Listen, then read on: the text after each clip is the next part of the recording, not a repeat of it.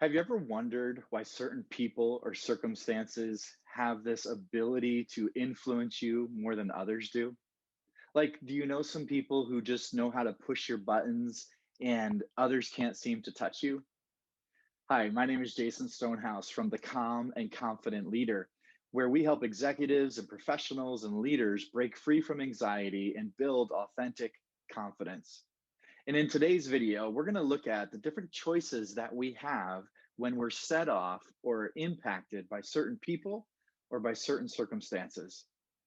So, where does this come from?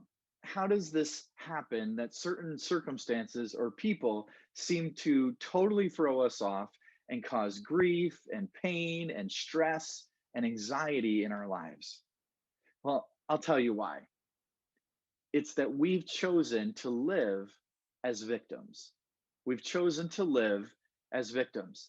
You see, a victim mentality will create a sense of being out of control. And when you feel out of control, anxiety runs rampant in the lives of people who see themselves as victims. And what I mean by victims is that life and circumstances and people and emotions, they all just happen to us.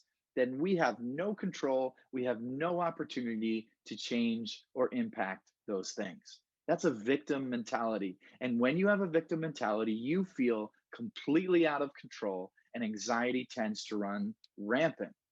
So, how do you make a change if this is your reality? Well, let me give you three quick thoughts that might be helpful for you in really beginning to turn the tide on your anxiety and stress and the people that and the circumstances that seem to be so impactful in your life in a negative way. Here's the three thoughts. First is this: I will begin to see myself as someone with choices. I will begin to see myself as someone with choices. You see, when you have a victim mentality, you begin to tell yourself that you have no choice, that this is just the way life is, that this is what happens to you. It's famously said, it is what it is, right? Like I have no choice, I have no influence, I have no opportunity, and I have no responsibility. That's a big thing, right? So I'm going to begin, if I want to begin to make a shift, I'm going to begin to see myself as somebody who has some choices. And I can begin to exercise those choices in my life. Here's the second thought: I will choose now, remember, I have choice. I will choose to own my thoughts, my interpretations of events and comments that are said to me and done to me. And I will choose to own my emotions. I get to take responsibility for what I think, for the way I interpret what happens to me, and the way I feel. I begin to take responsibility for those things. I begin to own them. It's my choice.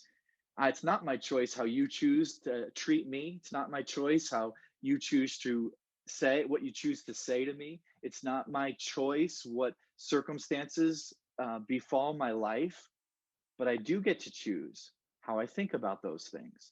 I do get to choose how I interpret what you say to me and what happens to me. And I do get to choose the emotion that I choose to respond with. I get to choose that. So that's your second thought. Thirdly, I will choose who or what has power in my life. I get to choose now who or what has power in my life.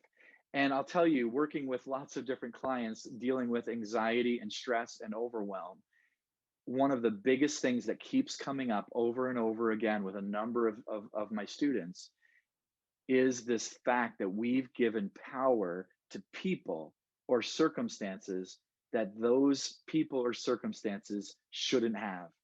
What I mean by that is in many cases, we've chosen to give our value or worth to somebody else to define, meaning somebody else begins to choose whether I'm worthy or valuable or important.